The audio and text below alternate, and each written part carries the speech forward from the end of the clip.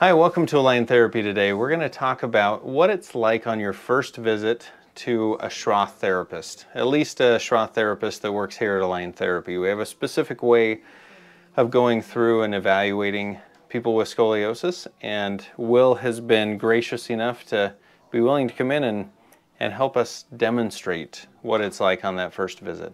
So we can kind of clarify what it's like and what it's not like. You might be wondering what you're going to need to do. You might be wondering how much of your back we're going to need to see, things like that.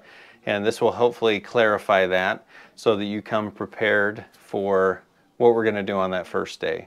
Really, the first day isn't that painful, and physically or mentally, and we're going to talk a little bit more about that. So usually the first day here at my clinic, you'll come into an evaluation room like this, and usually it'll be the patient and their parent if it's an adolescent. If you're an adult with scoliosis, most likely just you or maybe a significant other.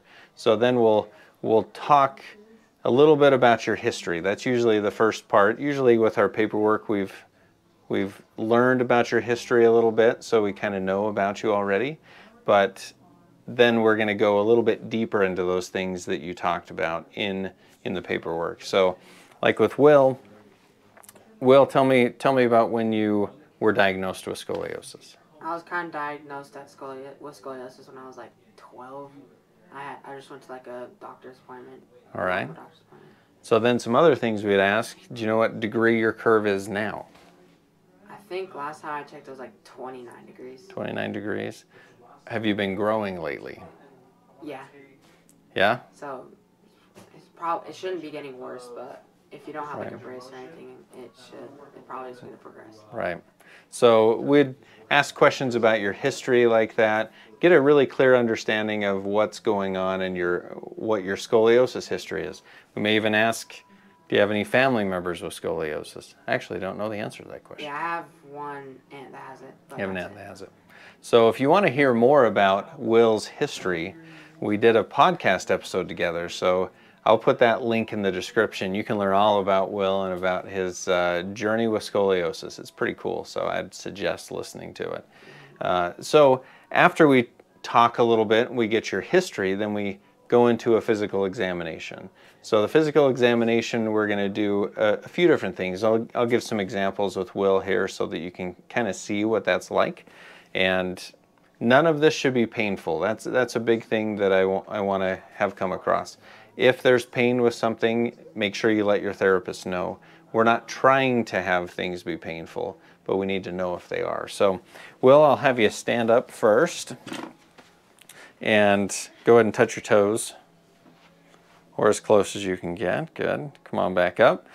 When you bend forward to touch your toes, go ahead and do that again, Will. I'm looking to see if I can see a prominence in your back that tells me where the scoliosis is. So come back up.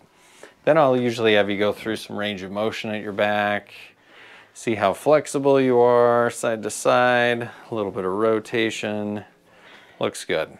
Then we'll also do some testing on proprioception and balance. So go ahead and stand on one leg, Will. And I'm looking to see how well the muscles are talking to the brain. Close your eyes. Okay, everyone loses their balance a little bit when we close our eyes. Okay, stop. Switch legs. So we're just looking for anything that's odd or off. Looks pretty good. And then I'll usually have you sit on the table, and we'll look at the nerve function of the body. So we'll look at like reflexes, which are fun to do, and Will are fun to do. We should just play around a little bit with that. We might check your reflexes at your ankles, at your knees, even at your biceps or your forearm. Anything like that, we can check reflexes. We'll also look at sensation, so to see if the nerves are functioning appropriately. Your therapist might touch your legs in different spots to see if you have the same sensation on both sides. So usually they'll say, go ahead and close your eyes. Does this feel the same on both sides? Yeah. Does this feel the same on both sides? Yeah. And then they'll kind of go in different spots on your legs. And your job is just to say whether it feels the same on one side as the other. If we do this and you're like, I can't feel it as much on one side, then we explore that a little bit more. But on Will, we're good. Same sensation. Then I will usually go into some strength testing. With this, I'm not going crazy with this. This isn't, I'm trying to break somebody. I'm just trying to see if the muscles are functioning as I expect them to be. So hands on the table, raise this knee up here and hold it. Good. This one, raise up, hold. Good. Leg up here, down a little bit, hold right there. Good. This one, hold. Good. Pull your leg back. Good. This one, back. Good. So for the legs, and then we'll look at the arms. So put your arms like this. Hold them there. Pull up, push down. Good. Arms up like this. In towards me a little bit. Straight arms. Hold. Something cracked. So we'll look at strength. If we see anything that's off with strength, then we might dive deeper into that. Like say one side your bicep was strong and the other side it was weak. We look more into that and see if that's something that we want to look into more. So usually that's a quick strength screen that we'll do. Then I'll usually have someone lay on their back. Go ahead and lay on your back, Will. And we'll start to look at flexibility. Usually I'll do straight leg raise. Tell me when to stop. Stop. About there. Yeah. And again, I don't want to crank through this and cause pain, so I want to know if there's any pain with that. So then I will usually do a little abdominal strength testing, either with both legs up in the air and say hold that,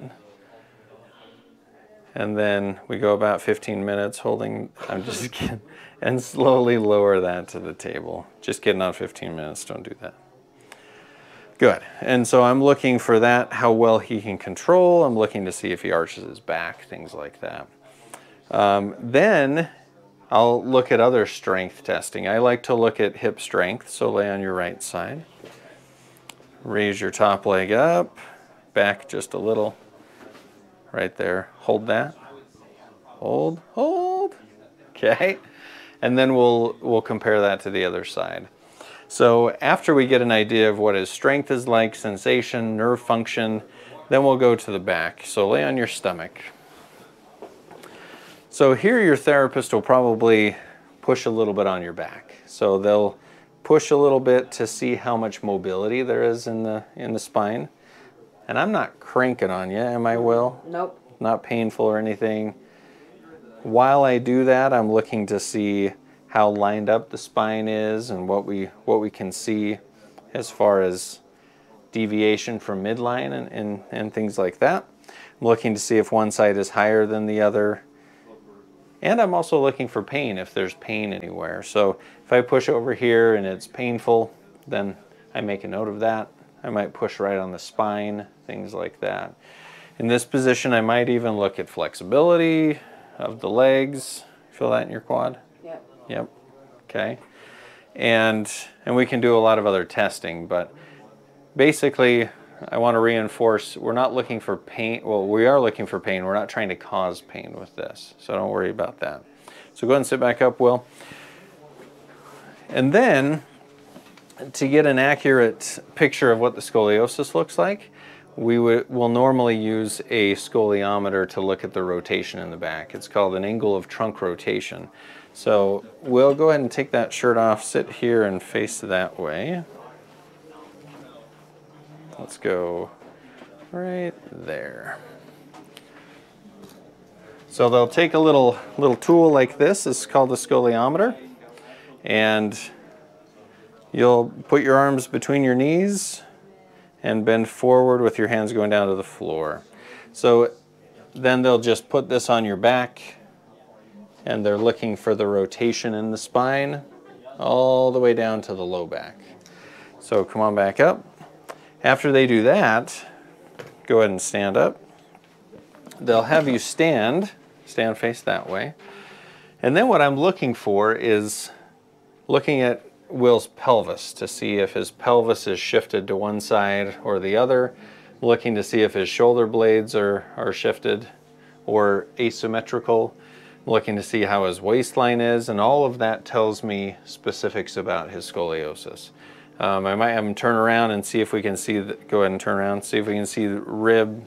So there's a little bit of a rib difference in the front, and see how his shoulders are sitting.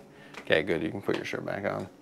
So that's kind of a quick and easy, well, not quick and easy, a quick version of what we do in that first visit with our patients who are doing the Schroth method. So it's not too scary, right, Will? Nope. It's not a scary thing. It shouldn't be painful. We do need to look at your back. So like with Will, I had him take his shirt off. If Will was a female patient, I would have him ideally just have a sports bra so I can see what's going on with the back.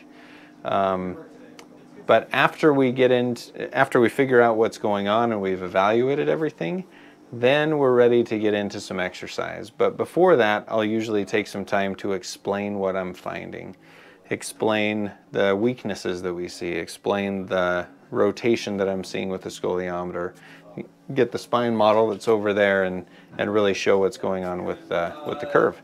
So that kind of gives you an idea of what we're looking at, and then we get into some exercise, and we start off with the Schroth method, maybe some strengthening if we notice some weakness. So I hope that helps you to see what that first visit is like, so maybe it's not as scary and you know what you're going into. So we look forward to working with you, and we'll see you next time.